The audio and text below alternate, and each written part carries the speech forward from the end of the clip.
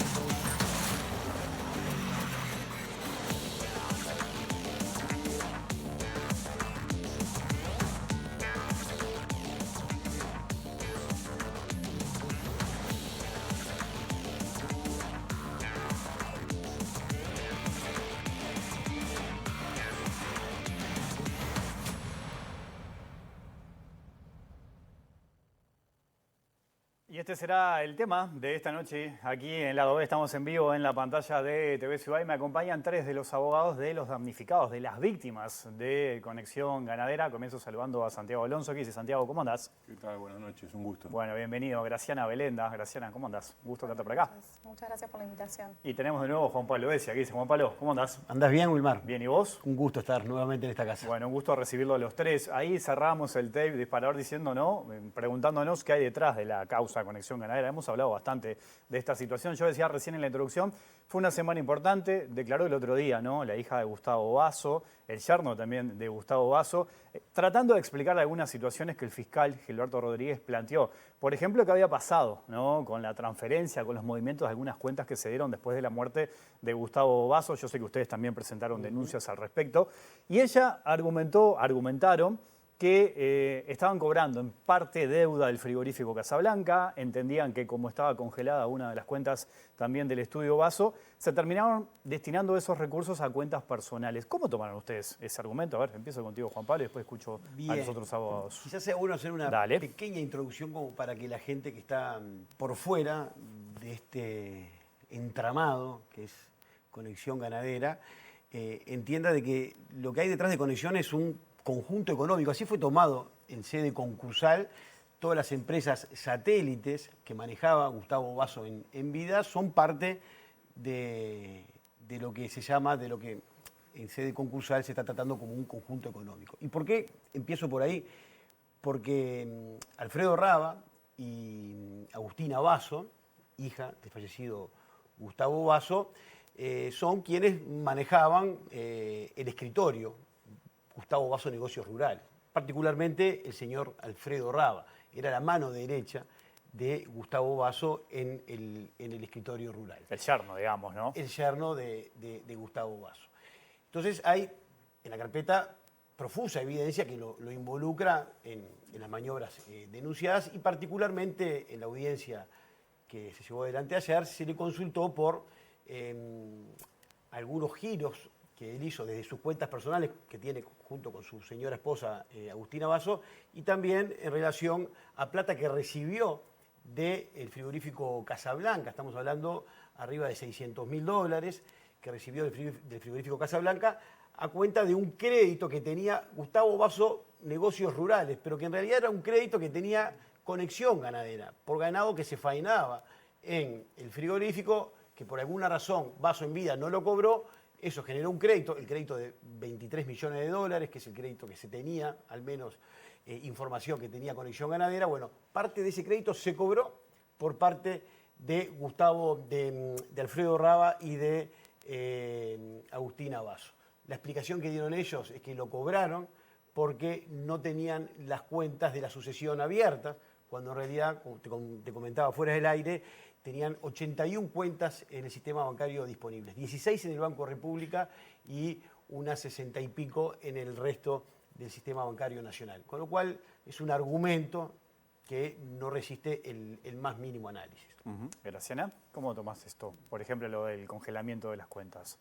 La realidad es que surge de la misma carpeta fiscal que justamente ese congelamiento no existió, sino que evidentemente se estuvieron manejando cuentas después del 28 de noviembre de 2024, que fue la fecha de fallecimiento de Gustavo Basso, a lo largo y ancho de las semanas.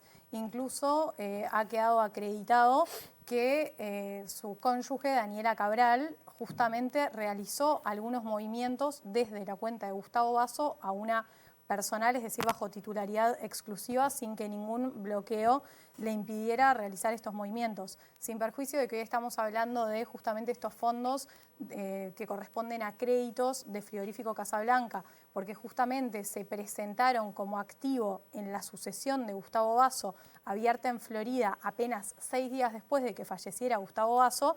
Tenemos un sinfín de transferencias, no solamente realizadas a justamente el matrimonio Raba-Basso, sino que hay terceros sujetos que han recibido enormes sumas de dinero a lo largo y ancho de este tiempo.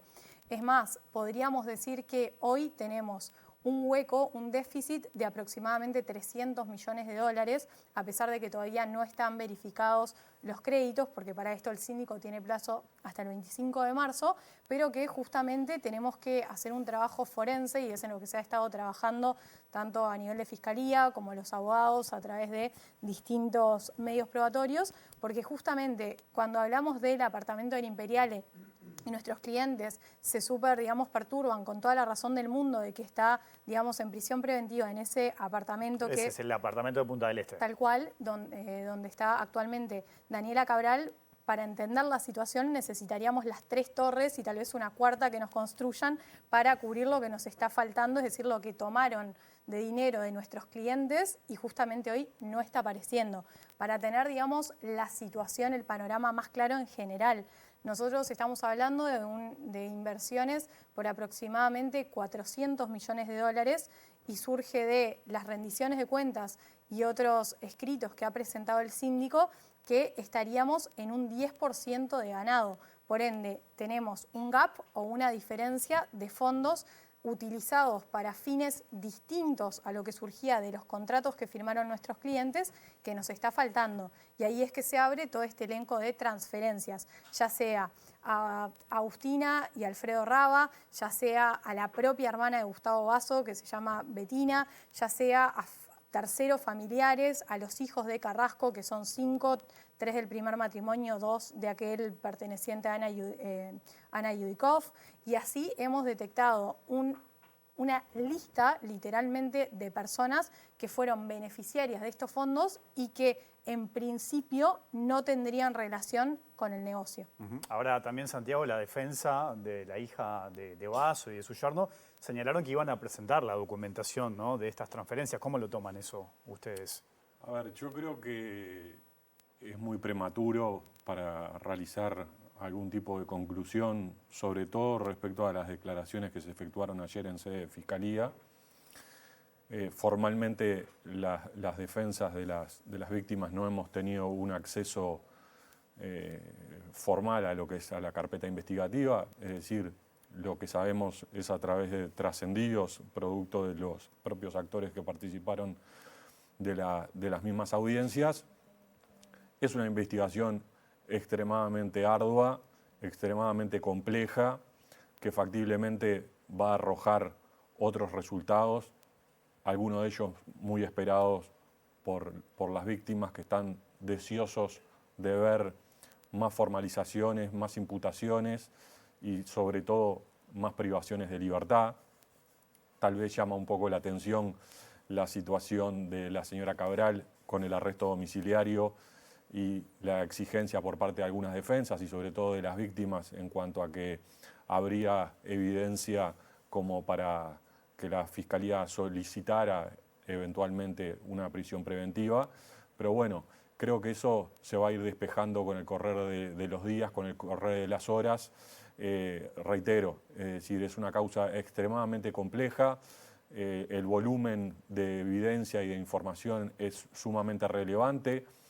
Nos desayunamos en el correr de esta semana, a finales de la semana pasada, sobre el traslado de la contadora que estaba asistiendo al fiscal Enrique Rodríguez, que era una pieza fundamental y clave para analizar toda la evidencia que va surgiendo de la carpeta fiscal y sobre todo de las inconsistencias que se van a ir desarrollando y van a ir surgiendo a partir de que vayan prestando declaración los imputados, porque es de presumir que a medida de que ellos vayan brindando sus testimonios y efectuando sus debidos derechos de defensa, asistidos naturalmente por sus abogados defensores, van a empezar, hablando mal y pronto, a pisarse los palitos y eso creo que va a dar más luz y va a tratar de despejar algunas incertidumbres que todavía quedan latentes y que muchos de nosotros nos preguntamos cómo pudo ocurrir lo que ocurrió. El traslado de esta profesional que trabaja con el fiscal, ¿a qué se debe? No hay una posición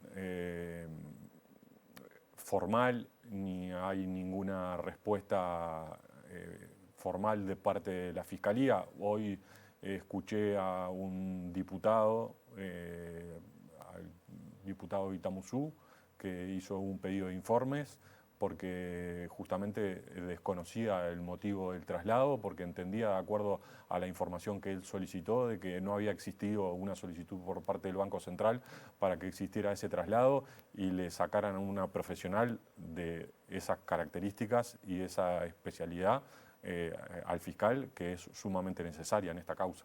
Juan Pablo, Graciana, hay una cuestión importante también, es conocer el inventario, ¿no? El pasivo y el activo, para después, bueno, ver cómo sigue todo esto. Tengo entendido que eso se va a conocer en marzo. Se va a conocer en marzo, ahí se va a presentar la lista de acreedores y el inventario de bienes, la relación activo-pasivo. Por la información que tenemos, como decía la doctora Bailenda, todo indica de que lo que anunció el contador Llobio en enero de 2025 se va a confirmar, con un pasivo de unos 400 millones de dólares, un activo que ronda los 50, y cuando digo activo es el activo biológico, es decir, lo que se pudo sacar del remate de los animales que estaban en los diferentes campos de conexión ganadera y hernandarias.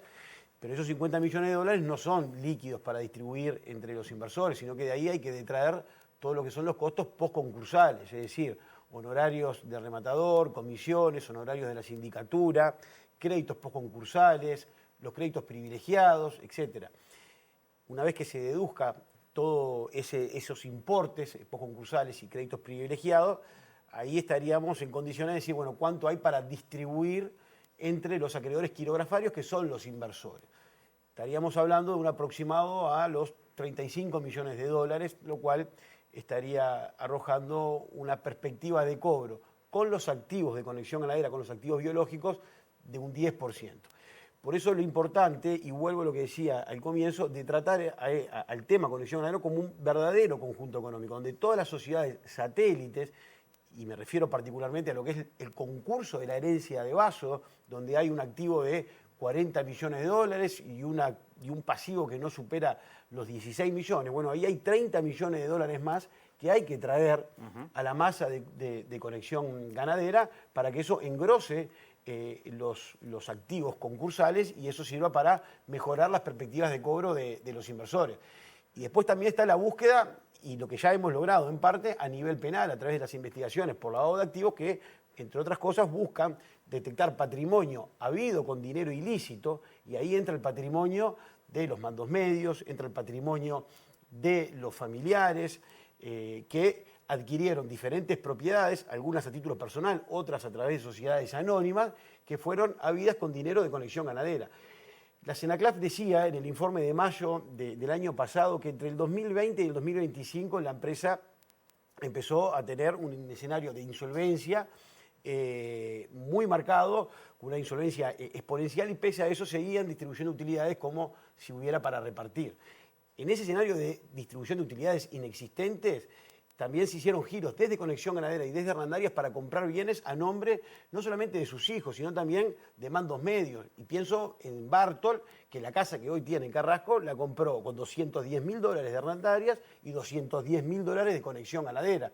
Pienso en Cuñetti, que es el socio de Candelaria Basso en Cuchilla de Silvera, que es la feria donde se remataba el ganado de Conexión Ganadera, que compró un campo en Durazno, $545.000, con dineros de Conexión Ganadera y Gustavo Basso, que compró una casa en Punta del Este de $550.000, con dinero de Conexión Ganadera y de Gustavo Basso. Hay otro campo en Florida que también está, ¿no? Hay campos en Florida, hay campos en Durazno, en la misma situación, es decir, 2022, 2023, plena crisis, digamos, financiera de Conexión Ganadera, y pese a tener números rojos y un escenario de insolvencia, se compraron estos bienes para gente cercana, familiares y mandos medios. Esos bienes tienen que ser embargados, los que no están, porque algunos sí ya lo están, y tienen que asegurar lo que va a ser el éxito de la investigación de lavado de activos con lo que se conoce el decomiso ampliado, que aún las personas que son los titulares, no siendo imputadas, tienen que responder con ese patrimonio si no logran demostrar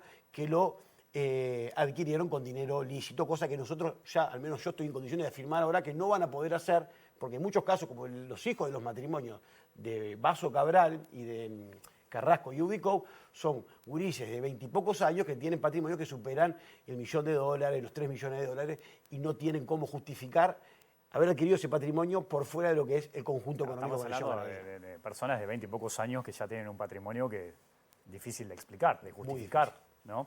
Un poco lo preguntaba también en la introducción, Graciana, ¿no? Y lo estamos conversando ahora, porque hablamos mucho de Gustavo Basso, de Pablo Carrasco, y cuál es el rol de los hijos. Acá un poco Juan Pablo también decía que hay otros mandos medios, pero ¿qué se puede decir, por ejemplo, de los familiares directos de ellos? Bueno, la realidad es que, o sea, deberíamos delimitar a qué llamamos familiares directos, porque si algo hemos visto durante, digamos, todos estos días, e incluso surge de la carpeta plenamente, digamos, acreditado, es que extendían la familia a, digamos, a una magnitud que uno no se esperaría.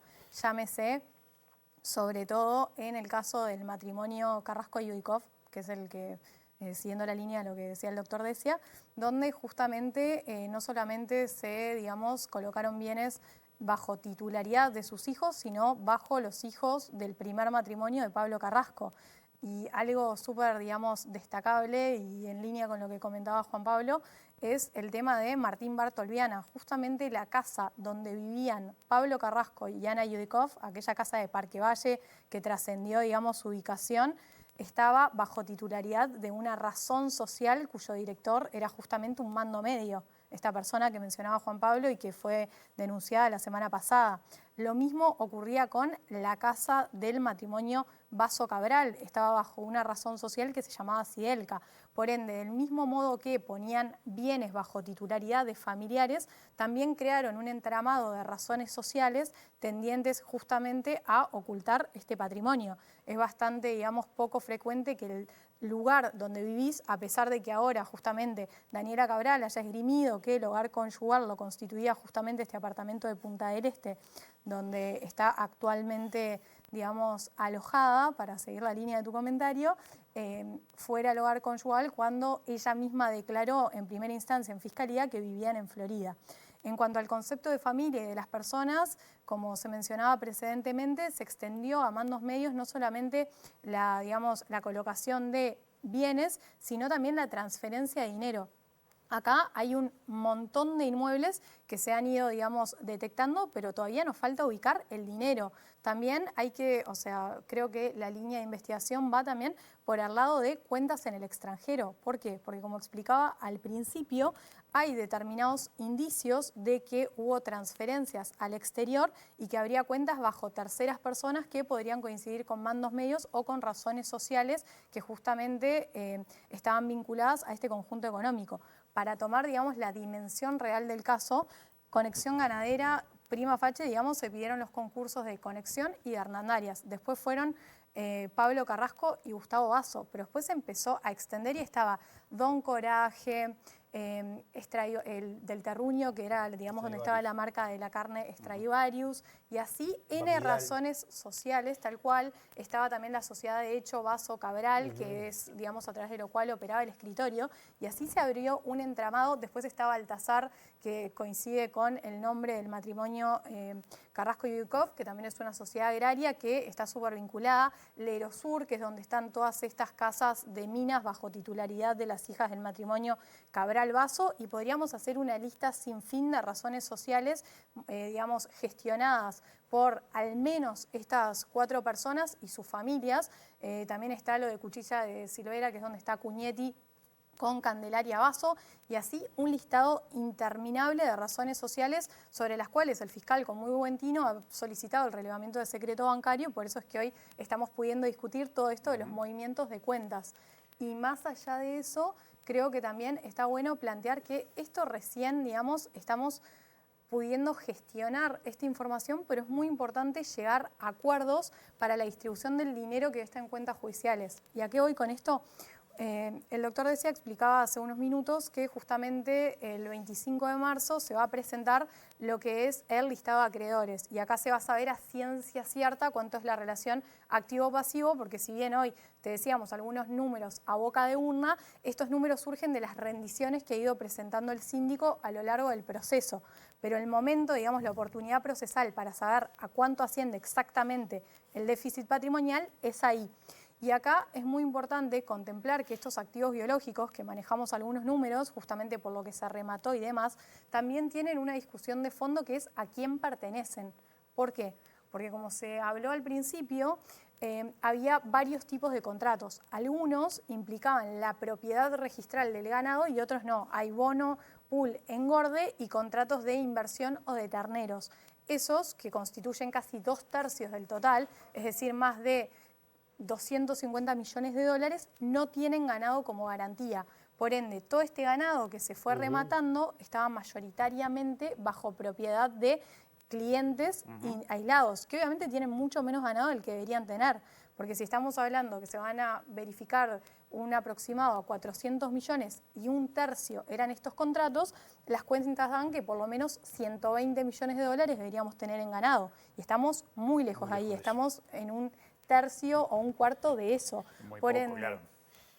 tenemos que ver cómo justamente se va a distribuir todo ese dinero para que justamente se satisfaga a los acreedores, una satisfacción muy chiquita. O sea, estamos hablando de distribuirlo primero para poder enfocarnos en todo esto de localizar, identificar qué pasó con todo ese déficit, esa diferencia entre lo que debería haber y lo que hay, porque es justamente lo que le puede hacer la diferencia a nuestros clientes. Tenemos que pensar que más allá de todos estos números fríos y de la maniobra forense, es decir, el qué pasó, hay familias que perdieron los ahorros de toda su vida.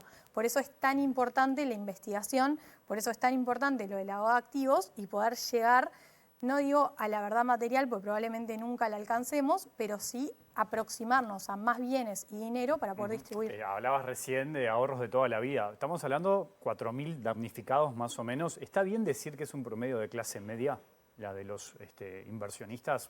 Sé que hay de todo también, ¿no? Pero es transversal, o sea. ¿Sí? Sí, a ver, hay de todo tipo y color, esa es la realidad. Como decía Juan Pablo, es totalmente transversal. De todas formas, sí, de forma aventurada se podría decir de que el público en general es un público de clase media.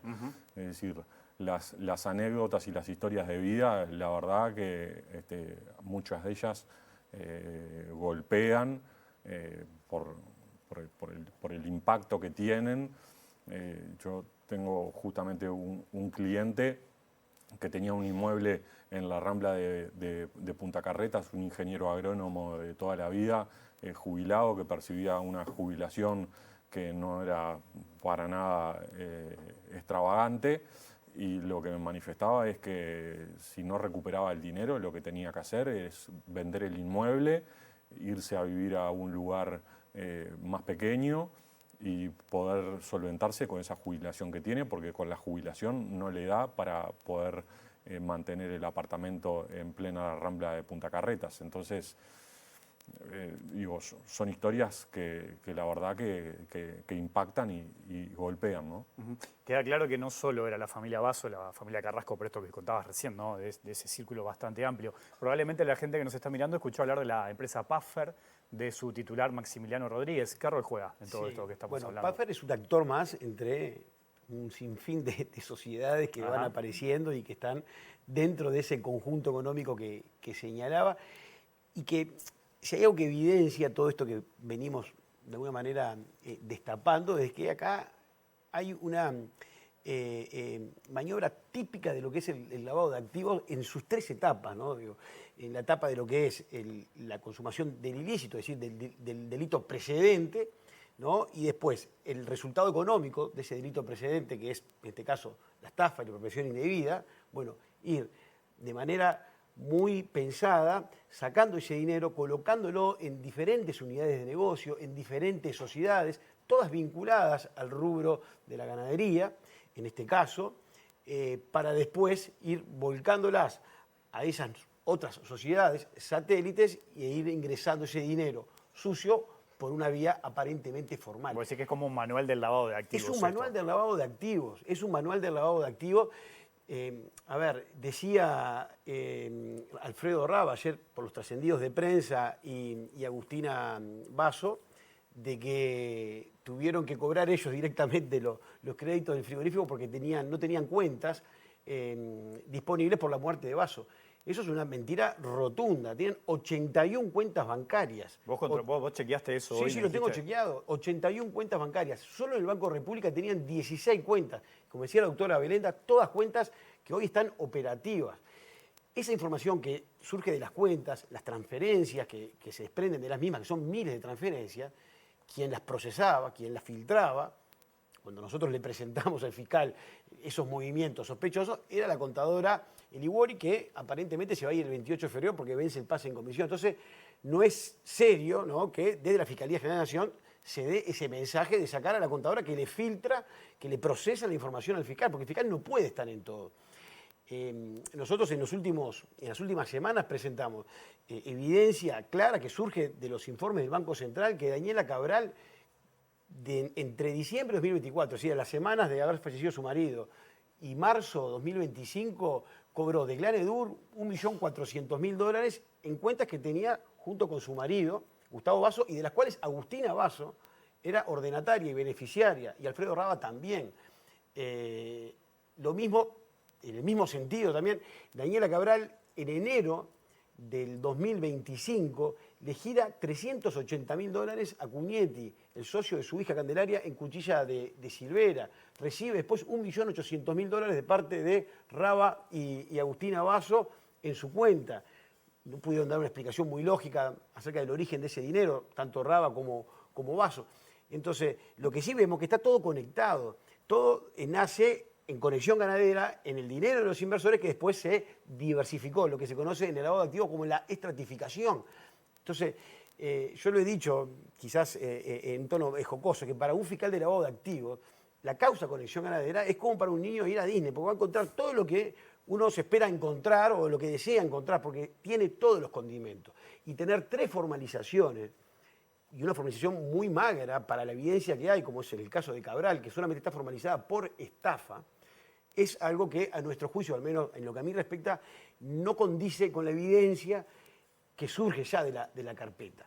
Daniela Cabral ya debería estar presa en prisión preventiva porque hay profusa evidencia que la involucra a ella como autora, primariamente responsable de delitos de lavado de activos en la modalidad conversión y transferencia. Eso obligaría al fiscal a pedir la prisión preventiva. No lo ha hecho, quizás por tiempo, por estrategia, pero ya creo que estamos transitando un tiempo que excede lo prudencial y lo que las defensas de las víctimas podemos llegar a tolerar. Vos decís que debería estar en una cárcel, no en ese apartamento. Recordemos que Pablo Carrasco está en Punta de Rieles, ¿no? Exacto. Y su esposa en Florida, Exacto. en la cárcel de Florida. No hay razón, Wilmar, para que se asuma un temperamento diferente respecto de Daniela Cabral. Yo, si fuera Ana Yudicobo, estaría muy enojada con el fiscal, porque la misma plataforma fáctica que determinó la imputación por lavado de activos a Ana Yudicobo ya existe. Ajá. respecto de Daniela Cabral. Y sin embargo... En principio esta prisión preventiva es hasta el 10 de agosto, ¿no? Es hasta el 10 de agosto. Sí, pero no hay... Siempre son modificables y son modificables. se pueden sustituir en cualquier momento. La Fiscalía puede entender que existen otros elementos e inclusive, como decía Juan Pablo, en caso de que a criterio de la Fiscalía se configure el lavado de activos, tiene la obligación el fiscal de solicitar la prisión preventiva. Eso no quiere decir de que el juzgado se la vaya a otorgar, pero por lo pronto la Fiscalía tiene la obligación de solicitárselo y bueno, yo comparto respecto a esa puntualización de que creo que ya hay evidencia que acreditaría palmariamente en esta primera etapa y de acuerdo al estándar necesario que se requiere en estos procesos como para imputarle una figura de lavado de activos. En ese caso que menciona Santiago, si imputa un delito de lavado, el riesgo de fuga y de entorpecimiento de la investigación, es decir, los riesgos procesales que se pretenden neutralizar con la prisión efectiva, se presumen. Entonces el fiscal no tiene que hacer ningún esfuerzo argumental para justificar riesgos que legalmente ya la propia ley de lavado y el propio CPP los presume y lo da por cierto. Y la experiencia indica que los jueces lo conceden. Entonces, en ese caso, evitaríamos seguir discutiendo sobre algo que es totalmente colateral, si Daniela Cabral tiene que estar en Punta del Este, si tiene que estar en Florida. Eso nos está sacando de foco, cuando en realidad tenemos temas bastante más importantes que preocuparnos sobre dónde cumple el arresto domiciliario Cabral. Gracias, ¿no? Al respecto, en realidad, y compartiendo lo que comentaban tanto Santiago como Juan Pablo, creo que la situación de Daniela Cabral es bastante más compleja de lo que era la de Ana Yudicoff al momento de pedir justamente su prisión efectiva. Recordemos que digamos, la prisión efectiva de Ana Yudicoff se termina otorgando en base a la detección del intento de apertura de una cuenta en Open Bank en España y la presunta adquisición de otro apartamento en Madrid. Surge de la carpeta fiscal y sin mayor esfuerzo que Daniela Cabral durante el periodo, me atrevería a decir, del 28 de noviembre, fecha de fallecimiento de su marido, a la semana siguiente movió dinero suficiente para comprar varios apartamentos en Madrid. Incluso creo que en una semana había movido cerca de 3 millones de dólares. Y justamente esto se reiteró a lo largo de varias semanas, por lo menos hasta el 31 de enero, recordando, cuestiones que surgen, ya lo digo, de la carpeta y sin mayor, esfuerzo.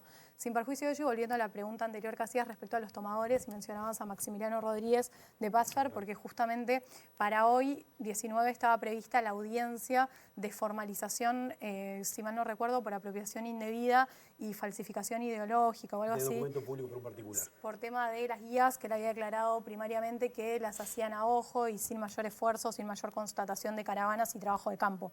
Tenemos que recordar acá que Pazfer es uno de los 13 tomadores externos que había en Conexión Ganadera. Y acá repasar un poquito. Conexión Ganadera en los contratos se constituía como administrador, es decir, asumía el rol de justamente captar el dinero de los clientes para volcarlo a la adquisición de determinada cantidad y categoría de animales y a lo largo de un plazo que podía ser de 6 meses para los contratos de terneros y podían ser también de 1 año y después para los que implicaban titularidad de ganado los plazos iban de 1 a 2 años. Se encargaba también de la comercialización y de la devolución de los fondos a los clientes.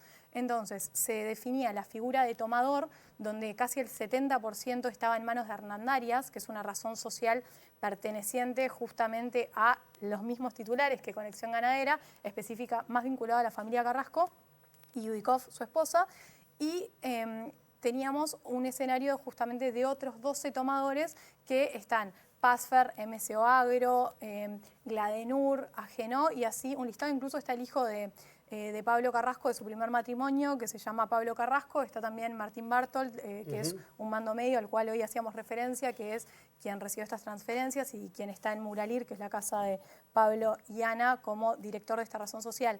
Entonces, si bien todo ha girado en torno a Pazfer porque se dio una dinámica bastante particular. En tanto, él mismo declaró que para el Gustavo Basso era como el Banco República y que incluso se constataron transferencias por cerca de 23 millones de dólares que no guardarían relación con la cantidad de animales por los cuales él se había obligado, que él había tomado, es una realidad que tenemos otros tomadores sobre los cuales todavía no se ha avanzado, ya sea por cuestiones de tiempo o estrategia. Por ende, en la misma situación procesal mejor dicho, en la misma situación de Pasfer hay otros, digamos, tomadores e incluso hay algunos que tal vez tengan hasta más ganados, es decir, más obligaciones, más contratos suscriptos con clientes.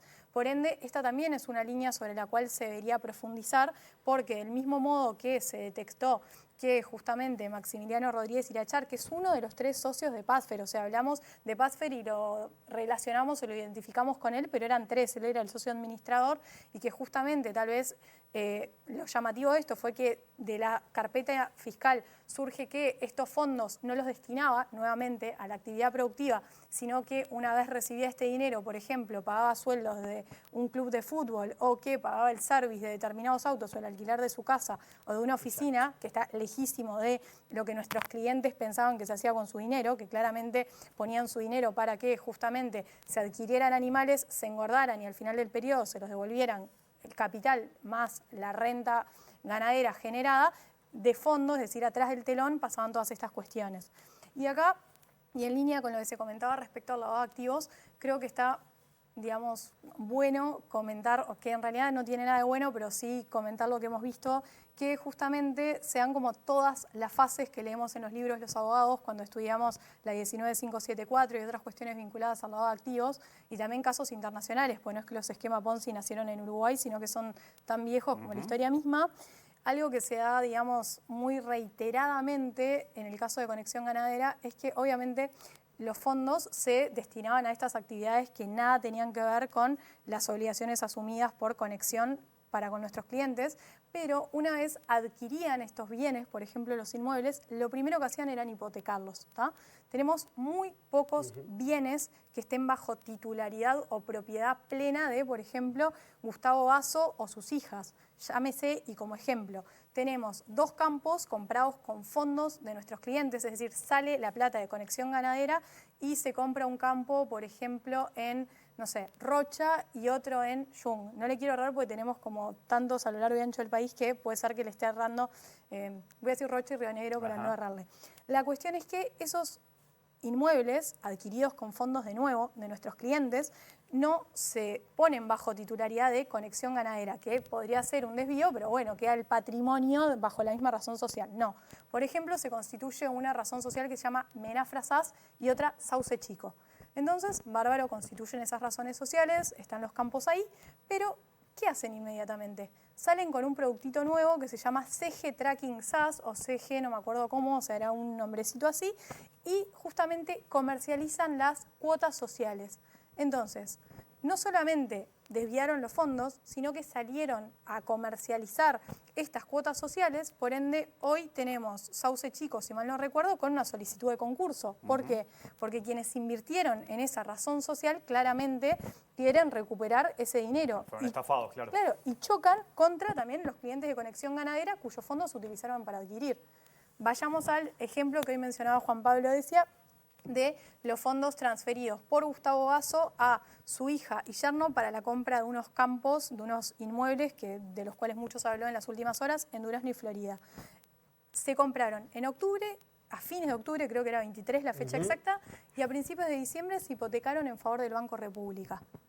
O sea, está todo afectado, todo no, la mayoría de los bienes están o en razones sociales o, digamos, los derechos se desmembraron o se constituyeron derechos reales en favor de terceros. ¿Por qué? Porque se comercializaba doblemente, no solamente la plata que entraba por los contratos, sino que después se adquiría y se volvía a cobrar sobre eso. Se estafaba doblemente también por lo que estás diciendo. Tengo que hacer una pequeña pausa y probablemente los escucho a los 3, ¿no? Y pienso en las fallas del Estado en esto, ¿no? Pienso, ¿qué pasó con el Banco Central?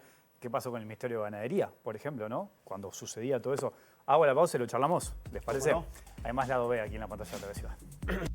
Seguimos aquí en lado B, en la pantalla de TV Ciudad, estamos en vivo y un poco habíamos quedado, ¿no? En el primer bloque a hablar de las responsabilidades. Yo mencionaba al Estado, pero queda claro que también hay otros, ¿no? Otros responsables. ¿Qué reflexión les genera esto? A ver, Juan Pablo, empiezo Sin contigo. duda. A ver, los damnificados están ávidos de encontrar responsables y ya.